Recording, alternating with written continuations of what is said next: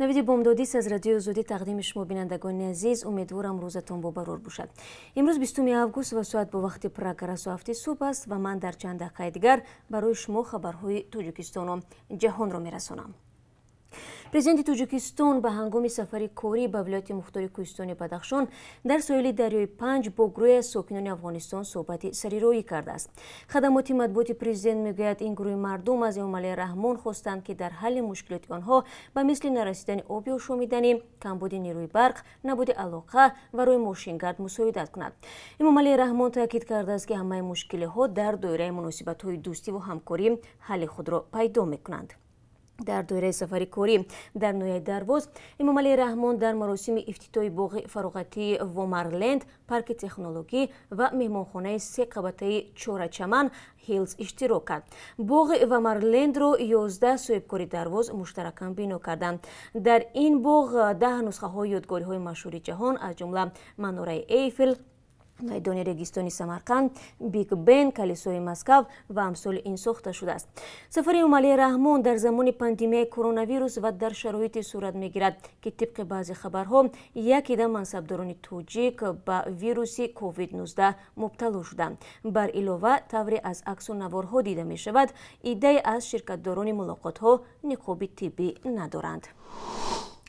шаби диру сатҳои эътирозгар талошҳои нави покории пойтахти Беларус аз эътирозгаронро нодида гирифта дар маркази Минск гирдиҳамоии эътирозӣ доир намуданд.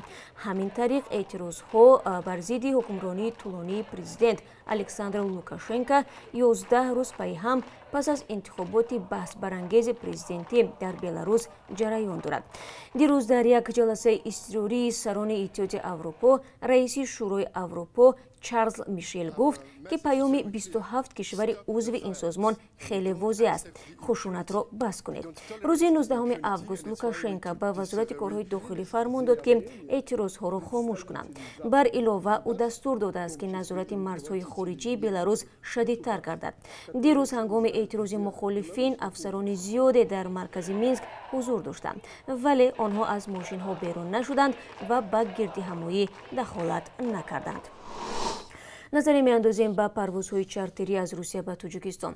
тибқи нақшаи тасдиқшуда имрӯз 4 парвози ғайринақшавӣ дар назар аст. 2 парвоз тавассути ширкатҳои ҳавоии Тоҷикер ва Сомон Эйр аз Москав ба Душанбе анҷом мешавад. ҳамчунин қарор аст 2 ҳавопаймои Сомон Эйр аз шаҳрҳои Екатеринбург ва Новосибирск шаҳрвандонро ба пойтахти Тоҷикистон интиқол бидиҳад. ёдовар мешавам ки барои мусофирон доштани маълумотномаи тиббии марбут ба COVID-19 ҳатмӣ мебошад. вобаста ба роҳандозии парвозҳои мунтазам байни Тоҷикистону Русия ва боз шудани марзҳои миёни ду кишвар ҳанӯз хабари нав нест.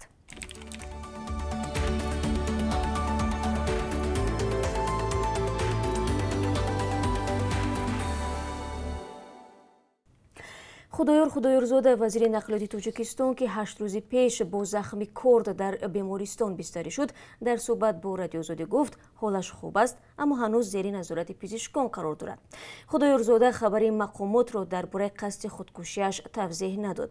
Худоёрзодаи 62-соларо субҳи 11 август бо 2 захми корд дар шифохонаи Истиқлол бистарӣ карданд. Достони кӯли Тоҷикистон расман гуфт ки вазир қасди худкушӣ дошт ва ӯро наздиконаш наҷот доданд. бархе аз ҳамкорони вазир гуфтанд, Худоёрзода ба онҳо нақл кардааст ки ҳангоми ҳодиса дар ҳолати стресс ё афсурдагӣ буд. дирӯз дар яке аз шоҳроҳҳои Берлин ронандае ба қавли пулис ҳадафмандона чанд ронандаи мотосиклро пахш кард. пулис бовар дорад ки ин шахс, ки зоҳиран аз ҷиҳати рӯҳӣ устувор нест, бо ҳадафҳои мазҳабӣ ин амалро содир кардааст. ҷузъиёт дар гузориши Искандари Хоҷамирзода. ба ақидаи полиси Берлин, ронандае ки масъулияти чанд садамаи рӯзи сешанбе дар пойтахти Олмонро бар дӯш дорад, ин ҳамлаҳоро бо ҳадафҳои экстремистӣ ба амал баровардааст. марди мусулмони ироқӣ табор мошинашро ба тарафи якчанд мотосикл равона карда 6 касро маҷрӯҳ кард. ҳоли 3 нафари онҳо вазнин арзёбӣ мешавад. ин ронандаи 30 сола баъди бархурд бо мотосиклронҳо мошинашро дар канори роҳ мутаваққиф намуд. сипас рӯи он қуттиҳоеро гузошта гуфтааст ки агар ба ӯ наздик шаванд, бомбаро метарконад. маълум шуд ки дар қуттӣ асбобу ускунаи ин шахс ҷой дода шудааст. намояндаи идораи додистони берлин мартин стеллер мегӯяд дар баробари афкори радикалии исломӣ боздоштшуда мушкили рӯҳӣ дорад. мо ин ҳолатро пайгирӣ мекунем. бар пояи он маълум мешавад ки ӯ ба зиндон меравад ва ё шифохонаи бемориҳои рӯҳӣ. то ҳол муфаттишон шаҳодати узвияти боздоштшуда дар ягон гурӯҳи ифротиро пайдо накардаанд. бори охирин пойтахти Олмон дар моҳи декабри соли 2016 мавриди ҳамлаи террористӣ қарор гирифта буд. ҷангҷӯи исломӣ Анис Амрӣ ки паноҳанда аз Тунис буд, бо як мошини боркаш дар майдони ҷашни милоди Масеҳ 12 нафарро ба қатл расонда, даҳо каси дигарро захмӣ карда буд. баъдан полис Амриро дар шаҳри Милани, Италия ба ҳалокат расонд. салом, агар хату хабар мехоҳед мо дорем. навиди бомдодӣ, сархати хабарҳо, ахбори Тоҷикистон ва ҷаҳон, гузоришҳо ва таҳлилҳо. чӣ мегузарад ва чаро? донистан фаҳмидан аст. замима ё апи моро бигиред. 19 август дар шаҳри Кобул бар асари ду таркиш ки ҳадафи он кормандони давлатӣ буданд, 2 нафар ба ҳалокат расида, 2 каси дигар маҷрӯҳ шуданд. ба қавли вазорати корҳои дохилии Афғонистон, ҳамла як рӯз пас аз мушакборони Кобул ба вуқӯъ пайваст.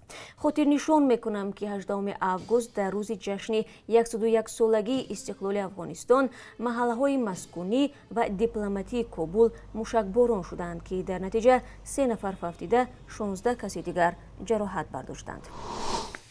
шумо навиди бомдодиро тамошо доред. ноиб сарвазири Қирғизистон Акрам Мадумаров рӯзи 18 август гуфт ки кишвараш бо Тоҷикистону Узбекистон дар сатҳи ноиб сарвазирон масъалаи марзро баррасӣ мекунад.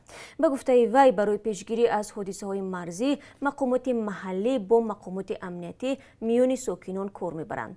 президенти Қирғизистон Сооронбой Ҷэймбеков аз саргирии кори комиссияҳои байнидавлатиро оид ба муайянсозӣ ва аломатгузории марз дар шароити вабои коронавирус муҳим арзёбӣ карда, аз ҳукумати кишвараш хост ки барномаи рушди вилояти Боткандро маблағгузорӣ кунад.